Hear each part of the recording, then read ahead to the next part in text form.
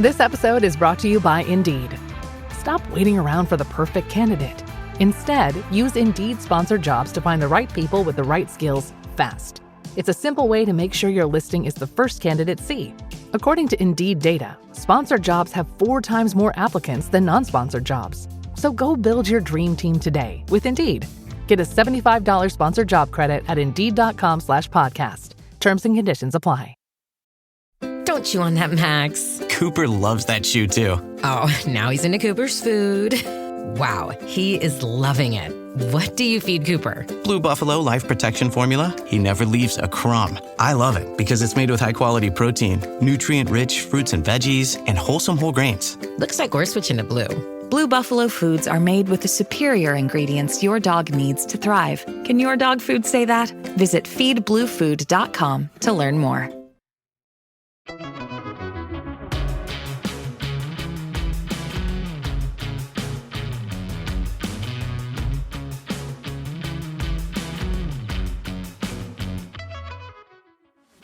What's going on, everybody? Want to welcome you back to another episode of the HuntStand podcast. This is your man, Will, coming back for another great episode. On today's episode, we're going to have Mr. Wild Turkey Doc himself, Mike Chamberlain, coming on to help us debunk a few turkey myths that have been out there running amok and creating confusion. Some do, some may not, but nonetheless, we're going to get him on here to help us figure out some of these. You know, some of them might be true, but most of them are probably going to get debunked, I hope. And of course, we're going to talk turkey hunting with Mike. That's just what we're going to do on the podcast. Y'all, we just want to thank y'all too for tuning into the HuntStand podcast. We greatly appreciate it. You got a ton of other options out there to listen to, so we just want to thank y'all for tuning in to the HuntStand podcast. If you can, make sure you go on over and rate, review, and subscribe this podcast for us. It greatly helps us, and we really appreciate it. And y'all, if you got questions, topics, things you want me to hear and talk about on the podcast, make sure you send me an email, podcast@huntstand.com. But with further ado, we're going to get Mike on here to talk turkeys and debunk these myths. So hang tight, y'all, and we hope you enjoy. All right, everybody, welcome back to another episode of the HuntStand podcast. And today we have Mr. Turkey Doc himself, Mike Chamberlain, hopping on with us today. Mike, we appreciate you hopping on the podcast today. Not a problem. Glad to join you. Now, where are you located? I'm at the University of Georgia, so okay. I'm right here in Athens, Georgia. Okay. Well, today, one of the reasons why we're getting you on the podcast is we want to try and debunk some myths that are out there about turkey and turkey hunting, if you're down for that. Sure.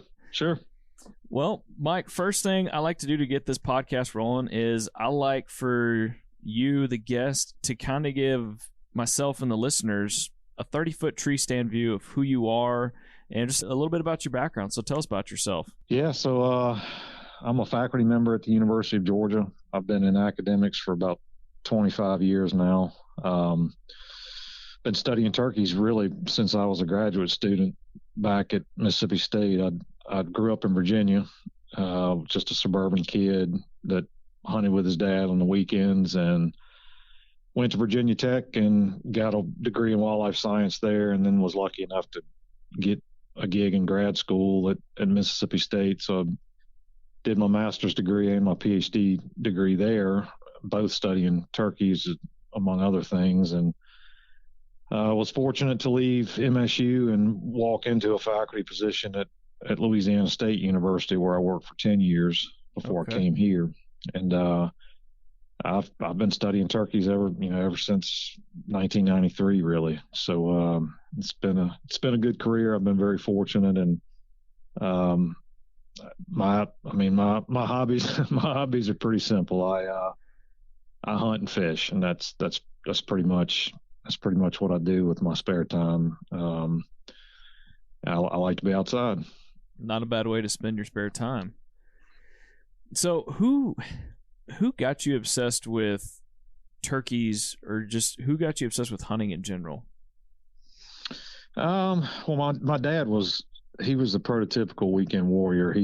He ran his own business, so he worked really, really hard. And At the time, you could only hunt on Sunday, where I grew up, and I mean on Saturday. I'm sorry. So we had one day per week that we could get outside and hunt. And Really? yeah, so we would go hunt on Saturdays, and I became, a fanatical hunter, and then as I aged and went to grad school and was able to visit different places and meet people and get more opportunities to do different things outside of my back 40, I really became obsessed with it. And fast forward now, I'm 50 now, and I've been hunting since I was a little kid, and I can't imagine a life where I didn't spend my fall in a deer stand or my spring chasing toms. I mean, I can't even imagine. You and me both. I'm right there with you. I don't even know what I'd be doing for work if I wasn't obsessed with it. Yeah. Let's dive into turkeys and turkey hunting. So there's a lot of myths that I have seen, read about, heard about, and I'm going to just kind of start throwing these at you a little bit, almost rapid fire, if you will. Now, some of these, you might be able to just debunk it a couple of words, and a couple of them you might just, hey, we'll go down some rabbit holes. That's okay. That's what podcasting is for, right? Yeah, sure. So first one I got for you, turkeys roost in the same tree every night is one I've heard. Is that true? No. You see that there are some toms that will roost pretty much in the same spot, but most do not. What we see is most toms they may roost in this place for a couple of nights, and then they move to a different part of their range. They roost there, then they move somewhere else. And what we do see, which is pretty interesting, is we see one tom vacate his roost, and that night a different tom will use that same roost. Really? So you actually have multiple birds that will roost at the same location but not at the same time. If you look across all the individual birds we've marked, it's more likely than not that they will not return to the same spot each night. Although it does occur, it's more likely that it does not occur. Okay. So I guess the next one I have for you is still kind of pertaining to the roost in general. Overcalling causes a turkey to stay roosted. That I don't know. Here's what I think based on what I know about turkeys. If you kind of look at it from their perspective, roost sites are safety. Yeah. Right. I mean, they sleep in a tree for a reason, because things eat them on the ground. So when they're in a tree, they're presumably at a spot where they feel comfortable. And if you kind of think about it, if it's time to fly down and they don't feel comfortable, the best bet is to stay in the tree and let whatever is occurring leave. Okay. That's what I think is going on. I've hunted birds that stayed in the tree and ultimately, flew down away from me. Or I'll never forget this one bird. I ended up having to go to work, and at 9:15 he was still in the tree. And I remember driving to work thinking, you know what? Damn, I know what happened there. I got too close to him, and he didn't feel like bailing off the opposite direction made sense, given it was really thick in that direction, and he just waited me out. And I think that's what happened that day. So I think there may be some validity to it that, they get spooked and they think the best reaction is just to stay put, and it usually works out for them. Okay. So with you and your background then, how close is too close when hunting the roost? I know I think there's a couple of states out there that actually have laws and regulations in place that you can't hunt within X amount of feet or yardage from that roosting tree. But how close is too close to hunt, in your opinion? And I think it just depends on the bird and the situation. Most of the time we find, and you see this in your own hunting activities, these birds roost in areas where they can get to the roost and get out of the roost easily. Yeah. So, usually there's some visibility there. They can see, but there's also enough cover around them to where they feel comfortable, gobbling and strutting and doing their thing. Mm-hmm. So I think it just depends on the situation. I've personally gone into birds that I felt like I was plenty far away and ended up, bumping the bird because of the terrain or whatever. And I've also ended up way too close to birds. But didn't mean to, just ended up too close because they were gobbling away from me and turned around on the limb, and I realized I was much closer than I thought. And those turned out okay, in some situations. So I think it just ultimately depends on the bird and the roost, and also how quietly you can get in there. Turkeys have an acute sense of hearing, and they have an incredible sense of direction because of the way that their ears function. So they hear a sound that they don't think is right. They can hear that sound from quite a distance. So yeah. I think a lot of factors play into answering that question. Okay, I gotcha. So let's put your hunting cap on for a second.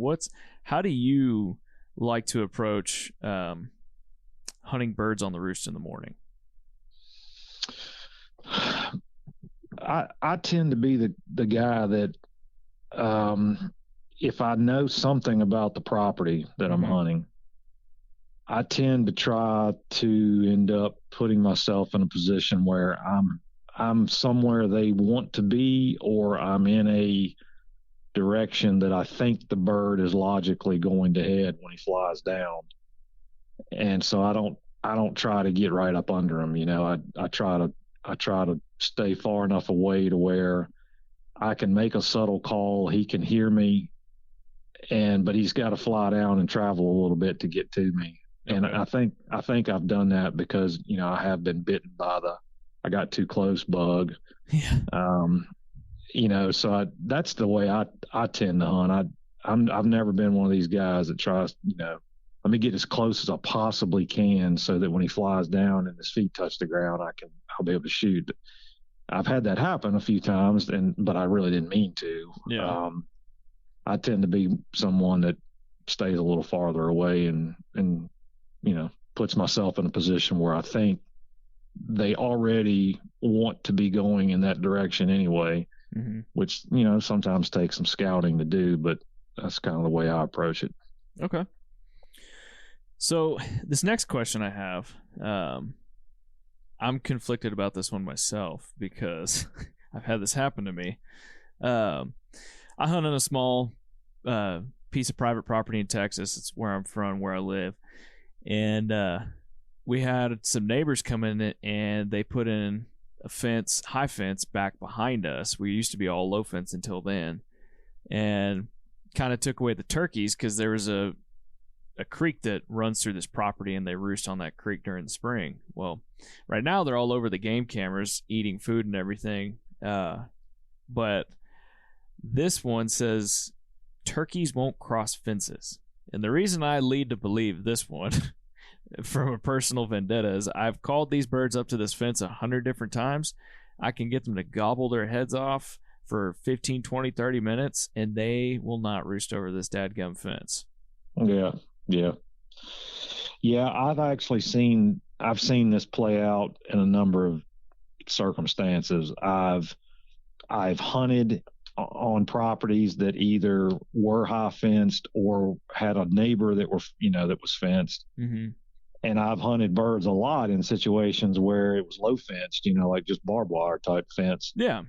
And I have seen fences in a variety of ways affect how Tom moves, whether it's he just doesn't want to cross it, whether he doesn't seem like he wants to fly over it. They can easily, obviously. I mean, they can easily jump over a fence or fly over a fence, but but they don't in a lot of situations. And I actually had a Tom one time, and in Kansas, and it was literally a single strand of barbed wire, and he could have stepped over it, and he would not do that. He would walk into it, and it would hit him about just below his beard, and he would bounce I could see him. He would touch it, and he would turn around and walk off, and then he would come back and he would walk down it, and he would bump into it again, and he would walk off, to the point where I was literally saying almost out loud, just step over it, buddy. I mean, you can literally just step over that. and he wouldn't, and I never killed that bird. He ended up losing interest and walked off. And the irony is, I didn't even know the fence was there. From where I was, I ended up getting close to this bird, not knowing it was there until he gobbled. And so I was kind of in a rush to set up, and because of the terrain, I couldn't see the fence. I couldn't see all of the fence. And when he started bumping into it, I was like, what is he bumping into? And when he walked off, I took my binoculars from my chest, and I was like, that is a piece of barbed wire. and he kept bumping into it, and finally left. And when I got up and walked over, it was like 65, 70 yards from me. I saw it. It was a single strand piece of barbed wire, and he just would not walk over. So man, they do some strange things. Yeah, they do. I tell you, turkeys, they make me pull my hair out sometimes. I mean, in that same situation I was telling you about, there is a hole probably about 5 yards down from where he was that these pigs, we've got a really bad pig problem down at our place, that they had actually rooted underneath the fence to get onto our side. It was just this giant hole underneath. And he'd go over there, that bird would go over there and just look at it, and he'd start trying to duck underneath it, and the same thing. That fence would just barely touch his head, and he just didn't know how to get under or over, for that matter. So it's pretty interesting. Pretty dang interesting what these birds do. So these next couple of questions, I guess, can kind of pertain to more of spooking birds, if you will. So the next one was, you can never call back a spooked bird. That's false. I can attest to that personally, because I've done it. Yeah. Now I haven't done it a lot, but I have done that, and I know other friends and colleagues that have done that as well. What we've seen with the work we've done with where we GPS mark toms, and we also have hunters carrying GPS, so we can look at how they're interacting with each other. There's no average response from a tom to getting bumped by a hunter. Some of them seem to move away quickly and then settle back down. Some of them seem to head to the hills, and they move a mile and then they settle down. Some just kind of skirt the pressure and go back, to their daily routine pretty quickly, and everything in between. So what the take home that I tell people is, there's no such thing as an average tom. And I think that is true when it comes to looking at how they are, respond to pressure and us bumping them, because, sometimes they know exactly what's happening, and sometimes they don't. They just know that something, threw my flag here, but I'm not exactly sure what it was. That's one scenario versus, say, gunshot going off, or a hunter, moving and them seeing you clearly that, that's danger. So I really think it depends on the bird, and it depends on the circumstances that spooked the bird to begin with, because the bird I ended up calling back and killing, I don't think he knew exactly what was going on. I think he just, for whatever reason, he didn't like the situation when he crested that hill, and I thought it was ball game, and and 30 minutes later it wasn't. When clearly he putted and he took off, and I there's no way I'll kill this bird, and I did. I ended up, he started gobbling again not long after, and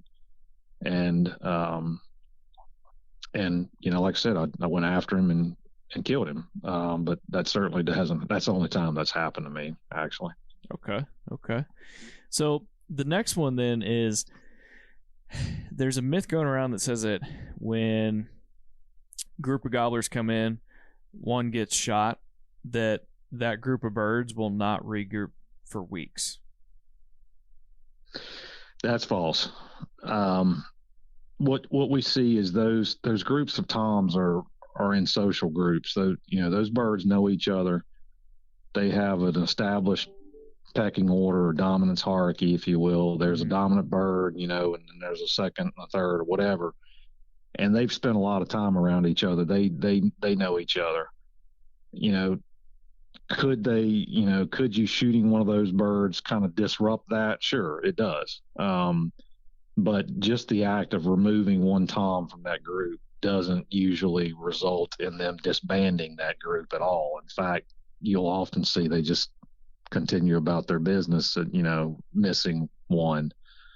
What we end up seeing happen is, which can kind of be coincidental, is as the breeding season progresses and you start getting later into the breeding season, you'll see toms that will split off from these groups and go do their own thing and then come back together. And I've actually posted this on social media, these animations, which are really cool, where you've got 4 or 5 birds that are together and 2 of them stay together all the time. One day there's 3 of them. One day there's 5 of them. The next day it's back to 2. Then there's 4, because there's individual birds in that group that are leaving and going off somewhere else in their range and then returning. I think that may be what people think is going on when they harvest a bird and then they don't see him anymore. They only see one, or they think the group is dissolved. It's not really that. Okay. Yeah, that makes a lot of sense. Talking about breeding season there kind of leads me into this next question, and this is one that I've heard a lot from people, is that a warmer winter moves up the breeding schedule. That's false. What happens is, so the breeding is primarily driven by photoperiod, so increasing day length. What we see from a cold to a warm winter is literally a difference of a couple of days. Like, we may see, here's a good example. A few years ago, we had an incredibly cold, severe winter in the deep South. And we saw that the breeding season, as we infer it based on when they start nesting, was about a week and a half, late. And we think, the only logical explanation was, you literally had this incredibly cold period right in the middle of the time when they were breeding, and it kind of set everybody back. They went from everything is good to now I've got to hunker down and conserve energy and find resources that I didn't, in a way I didn't think I was going to have to do. So that kind of slowed the clock down, if you will. But we're literally, in most years, we see amazing consistency in when nesting occurs. And that what that tells you is that breeding is very consistent from one year to the next. We're literally talking about a couple of days here and there each year. All right, Joe, we're going to interrupt this podcast real quick to thank Worksharp Tools, the knife sharpening company. If you've got some knives in your drawer that literally just aren't cutting it, make sure y'all head on over to worksharptools.com and check out all the great knife sharpening products they have. We've been utilizing them heavily over the past years in just everything we do when we're out in the woods.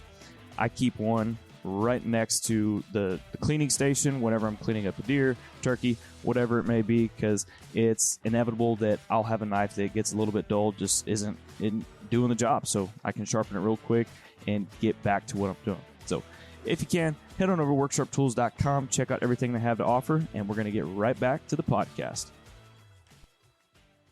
This one's more a question for you rather than a myth, because I got a couple more, but I kind of wanted to find out from you, just going back to talking about how a turkey goes out of its range and comes back. What have you seen, or how far have you seen a turkey disperse or move during let's say the spring season, just to keep it kind of constrained to that? Like, how much have you seen a bird move during the spring? I mean, most of the time if we're looking at GPS data, a couple miles. If we're looking at, banding data, we've had some pretty, interesting, a tom gets banded here and the next year he shot 10 miles down the road somewhere. But it's usually not that far. I mean, from the time we capture them as jakes until they're harvested as an adult, it's usually within a handful of miles. Sometimes it can be farther, but it's usually not that far. It's not like they're dispersing like a coyote does, 50 miles or 75 miles. I mean, they're not moving that far. Wow. Now, I mean, have you seen pressure affect that a lot? Like just hunting pressure? Do you see birds will move miles away because they get spooked by a hunter, or are they pretty patternable and they're habitual to where they come back and get back to what they were doing? No, we've seen some that literally took off. We had a couple of situations where this was a number of years ago where we actually hunted birds intentionally. We put GPS units on them, and then we went and hunted that bird. We knew where they were, obviously, mm-hmm. and we put hunters on them so that we could see how they'd respond to pressure. And I can remember a few of these that stick out. We had one bird that got bumped on a youth hunt, and he traveled about a half mile to the north and settled back down all week. And then the following weekend, when the general season opened, he got bumped again. And that time he went well over a mile that day and went to an area that, based on the data we had, he had not been to before. I'm sure he had. We just didn't have the data to show it. Mm-hmm. And he stayed there for weeks, and he ended up getting killed up there, and he never went back to where he had been. And we have a number of situations like that where, a bird gets bumped by a person and they go a mile or more and go to some place that they had not been, in the days and weeks prior to that happening. And I suspect some of that is a learned behavior. These are birds that have experienced this before. They know, okay, pressure's on, I'm going to change how I behave. We see this a lot on public lands, in fact, where we got birds that leave the public land and go hang out on nearby private lands as soon as the season opens. Those are birds that have experienced that before. So then, in regard to public land, do you see the public pressure really affecting how much they gobble? Oh, absolutely. Yes. Okay. Yeah, we've published a number of papers showing clearly that increased hunting pressure causes reductions in gobbling activity, and that's not a shocking result, obviously, but and that's been shown in studies long before I came along. As the pressure ramps up, gobbling starts to decline, and as the season progresses on these heavily hunted public lands, which is where I do a lot of my work, you see gobbling really, really decline. Not just because birds are getting bumped or spooked, but you're killing some birds, so some of your vocal birds are being shot, but you're also seeing situations where the birds that are still there are not gobbling as much, if at all, with pressure, as pressure gets higher and higher. So that the bird definitely responds to pressure. I mean, they sense the pressure and they change their behavior. Yeah. I've seen that a lot. Heck, I've even seen that on private property, just one encounter and that bird is done, Yeah. So the next couple of these I have for you were kind of interesting that I saw that people were asking, or that I thought were kind of funny. But I guess the first one is turkeys avoid heavy cover. Most of the year they do. Most of the year, mm-hmm. Turkeys are, outside of hens when they're nesting, during that period they're trying to hide. For the rest of the year, turkeys make a living by being able to see. I mean, they have to be able to see. That's their primary means of escaping danger, is to see it coming. So you tend to see turkeys using areas where they can see, and that's open areas, or forests that are open where they can see through the forest vegetation. So yeah, you definitely do see birds avoid super dense, thick areas. Okay. So then, this kind of leads me on my next one that I think you'll probably get a kick out of these. Turkeys will not go uphill, and you can't call a turkey downhill. What do you think about those? Both are false. But I know where those come from. I know where those come from. I've heard people say it. I've even thought it myself. Really? At times, I'll never forget. I had a bird in Mississippi one time. Okay. And he would not. He roosted up on top of this ridge, and he would not come down the hill in either direction. He would walk down the ridge, and he was impossible to get to because you could not get to the top of the ridge without him seeing you from where he was roosted. And this bird would roost in this tree, the same tree, every 3 to 5 nights. And the rest of the time he was on private land. So I would just catch him periodically, and I know it was the same bird. It had to be, because he did the same thing every day, and I just could not figure out a way to get to this bird, and he would not walk down those hills. He just would not. Seriously? I could not figure out a way to get him to come down the hills. And that bird probably died of old age, because I sure didn't kill him. But I've never had any issue getting them to come uphill. And since then I've killed turkeys that went uphill, downhill, across hill. I had a bird in Virginia fly. I mean, he probably flew 500 or 600 yards to get to me, across the side of a mountain one time. So, I mean, they'll do all sorts of crazy things. It's hard to predict what a bird's going to do. And sometimes I wonder whether they even know exactly what they're about to do. That's part of the turkey hunting. You're trying to appeal to you're trying to excite them. You're trying to get get them going. And yeah, sometimes it causes them to do some things that don't make sense to us, Yeah. Sometimes I don't understand why a turkey does what they do. They're very, very interesting creatures, to say the least.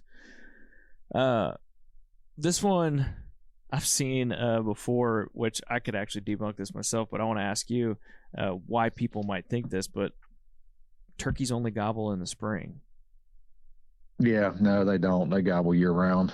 They just gobble more in the spring. Now, that's more from a breeding perspective, but when you look at the fall time, it's more... Why do they gobble in the fall?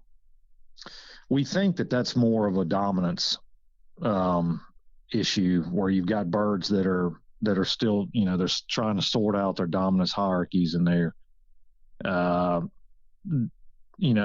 gobble to maintain those hierarchies. And we also know that, toms will become receptive a lot faster than hens do. So that's why you'll often see toms that are gobbling in February, for instance, and yet breeding season is more than a month away. Mm-hmm. They become receptive well before hens do, it on the order of about 45 days or more. So you do see gobbling in times that are not associated with breeding. And we think some of it is just dominance driven. Honestly, I think sometimes it's just, they just do it.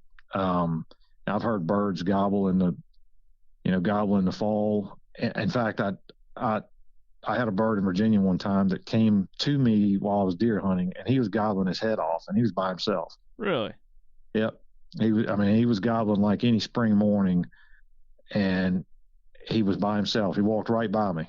And when he finally saw my blaze orange, he spooked, but that bird was by himself and was gobbling as if he was coming to a call, and I never heard a call. He was just gobbling. So, I think sometimes we try to predict what this bird's going to do, and it's just unpredictable sometimes.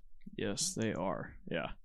Now, kind of going back to that blaze orange, I've always kind of heard people go back and forth on this is, are turkeys colorblind or do they see color? They just see colors differently than we do. They have different arrangements of rods and cones in their eyes. Mm-hmm. So they see colors differently than we do, and we don't really completely understand exactly how they see colors, but they just see their world differently, and the way their eyes work, they are predisposed to being able to see motion, and that's why they're so good at picking you out when you flinch, or you move your head, or it's not so much the color, it's the motion because of the way their eyes function. Yeah. I'd say definitely can't get away with as much movement as I do with deer when it comes to turkey hunting. Oh, no, definitely. So the next two I have kind of pertain to water. One is turkeys don't like rain and they will not cross water. I don't know if it's they don't like rain. I mean, I don't like standing in the rain either. What you'll see turkeys do is they will, when it rains, they typically will go find areas where they can stand in the open and dry off quickly. When the rain stops, you'll often see birds that while it's raining, they'll go to open areas because we think it's because, everything's moving in the woods, if you will. There's water dripping everywhere. It's loud. It's, their senses are dulled. They can't see as well. They can't hear as well. So they get out in the open to protect themselves. As far as them not crossing water, there's some truth to that. I mean, there are situations I've been in where, I've had birds that refuse to cross a piece of water. And I've also been in situations where I had birds that flew across a body of water. I killed a Merriam's in Nebraska one year that literally flew the Niobrara River to us. Really? Yeah. And we had seen that bird do that the morning before. That's why we ended up there at 10:30 a.m. because the day before he had done the same thing. He had a routine, and we just happened to be part of it that next day, and he came right to us, right across the river, as if he had no cares in the world because he had done that before. So I think it just depends. Again, I hate to keep saying it just depends on the bird, but I really do think there's so much individual variation that it really does just depend on the bird and the situation. No, I agree. I mean, like, there's some birds out there, kind of like the one you're just talking about, that will fly over a dadgum river. But then there's others that they can't walk over a single strand of barbed wire. Yeah, yeah. These turkeys are temperamental. They're very moody. I guess is a good way to put it. Yeah, in some ways, yeah. So, Cal, one of the last questions I have for you is, obviously you've hunted turkey in the fall, you've hunted them in the spring. What time of year do you prefer the most to hunt turkey? Which I think I know the answer to this, and why? Definitely in the spring. Yeah, I grew up fall turkey hunting, but I have not done that in years, and not that I wouldn't again. I just, it's not nearly as engaging as spring hunting is, and I have so many competing interests on my time in the fall. I love to deer hunt, I love to waterfowl hunt, and I love to do other things in the fall, and spring is my that's my time to go chase turkeys. And I enjoy being in the woods in the spring. It's completely different. Mm-hmm. So the fact the birds are gobbling and they're displaying and they're so engaging, to me, it's hands down spring hunting. Now, have you hunted all over the United States, or have you completed any Grand Slams, Super Slams, anything at all? I've done single season slams, yeah. And I enjoy traveling. I've hunted turkeys. I've hunted a lot of stuff all over the place, and I've been fortunate to be able to do that. And I look forward to that every spring. I look forward to being able to take a trip or more than one trip if my luck is on my side and go visit some other place where turkeys are. I really enjoy that because I enjoy seeing different places where turkeys are living, but two, you meet cool people as you travel around, and you get different perspectives when you're around different people and people that hunt differently than I do. And I think in the end, it makes you a much better turkey hunter if you're able to travel around and put yourself in situations where you're getting your tail kicked, not just in your back 40, but you're experiencing birds in different environments. Oh, 100%. I mean, I feel too many people, I think, are afraid to fail or get their teeth kicked in, kind of like you're saying. And that's where you learn the most. And I can say that from experience, but I feel like that's where a lot of people learn the most is from those failures. Oh, there's no question. There's no question. If you're willing to embrace failure and just step back and go, okay, why did this, what happened here? Or what do I think happened? Yeah. That makes you a better turkey hunter. 100%. What would you say is the best part about what you do for a career? Oh, I would say, gosh, that's a tough question. I would say probably two things. One would be I draw immense satisfaction out of seeing people care about my work, whether it's somebody sending me a message on social media and saying, hey, I appreciate what you do, or I learned a lot from that, or I experienced that. Thank you for pointing it out. That's really, that's something I enjoy. The other thing would just be my students, training my graduate students and seeing them become professionals. That's very rewarding to me because those are the people that are going to be running our agencies and responsible for our resources when I'm long gone. And I carry a lot of pride in being able to work with those people. Passing the torch on, making sure that we keep getting to do what we get to do. Yeah, that's right. That's right. Man, that at the end of the day, that's all you can ask for. So I guess another question I have for you is, do you get, like, you've got a pretty large following on social media. You've got 40,000 followers. So do you get messages during the spring, a lot of messages from people asking you what to do in certain situations, like as they're out in the woods? Do you ever get messages like that? Oh, yeah. I get a lot of messages like that. I've had people that sent me maps, and were like, hey, what would you do here? And I try to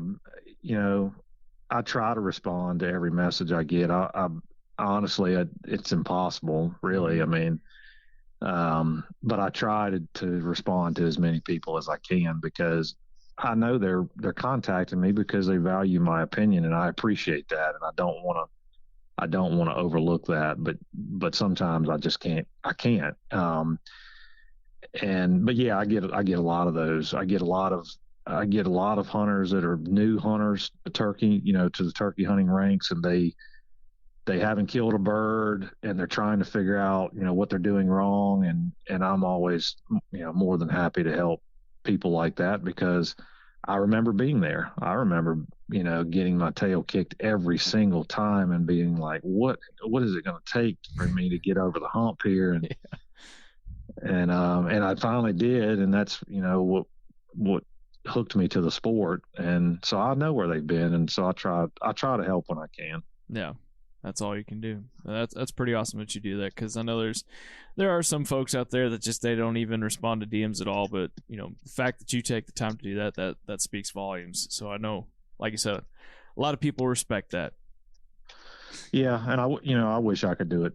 I wish I could do it more. I went on Facebook yesterday actually, and Facebook's kind of interesting because the way it shows your messages, it can vary from your desktop to your phone. And yep. And I saw on my phone, I literally had I have hundreds of messages that I haven't responded to, partially because I didn't see them. I didn't even know they were there. And I felt really bad. I was like, and I actually went and responded to 3 or 4 or 5 because, I just felt bad about it. But there's just there's just not enough time in the day to respond. And that's a good thing because that means people are interested and they want the information, and that's great. It's just, I wish I had more time to put towards it. No. Well, Mike, tell us real quick, tell all the listeners, if they do want to message you or they just want to follow you on social media, where can they find you? On Instagram, Facebook, or, do you have a YouTube channel or anything? Yeah, so you can find me on Instagram and Twitter at Wild Turkey Doc. That's Wild Turkey DOC. It's just all one word. And I post on, Instagram and Twitter with that same handle. My Facebook page is just my name. If you just type in Michael Chamberlain, you'll find me. And then I don't have a YouTube channel yet. I'm actually in the process of designing one now, so that I can post videos and kind of a little more engaging content than I'm able to do on social media. The way I've been using it, it's just taking me a little bit of time to do that, but that's in the works right now. Gotcha. Well, I love it, man. Well, Mike, I really appreciate you taking the time out of your schedule to knock this podcast out with us. Talk to the HuntStand listeners, talk with me, talk turkey hunting, and debunk some of the myths that are out there. Not a problem. It's good talking to you. Likewise, man. I know we're going to have to get you back on here again, of course, talk turkey, and I know you're a big deer hunter too, so we'll definitely get you on here again, Mike. So thanks again for hopping on. Yep, thank you. And there you have it, everybody. Wild Turkey Doc debunking some of these crazy and ridiculous myths about turkey hunting that have gotten into my email. I've seen them on the internet, and he was able to debunk and verify a couple of these. And so we just want to thank y'all again for tuning in to another episode of the HuntStand podcast, and we will see you on the next one.